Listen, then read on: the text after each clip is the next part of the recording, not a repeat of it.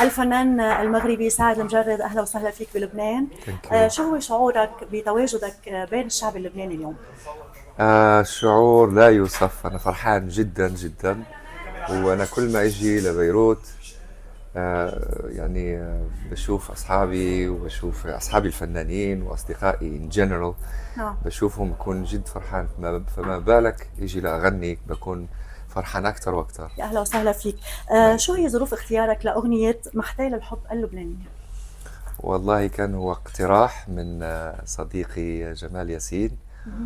آه، وعجبتني الأغنية. It's very simple، يعني عجبتني كتير.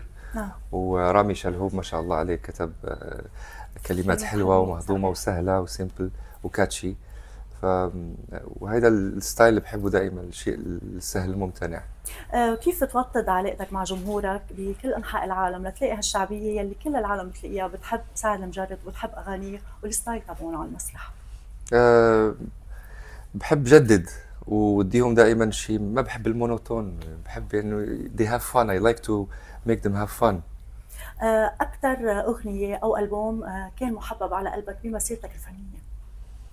نعم، صعب السؤال صعب شوي، صعب السؤال. لأنه كل أغنية بتعني لي جزء من حياتي وجزء من نجاحي الحمد لله. نعم. كلمة أخيرة لموقع أنا لبنان ولجمهورك اللبناني. تحياتي لموقع أنا لبنان. بحبكم، شكرا على كل شيء عم تعملوا معي من تشجيعات ومن كل شيء. أهلا ثانك يو. وسهلا فيك بلبنان، شكرا ثانك لك. يو.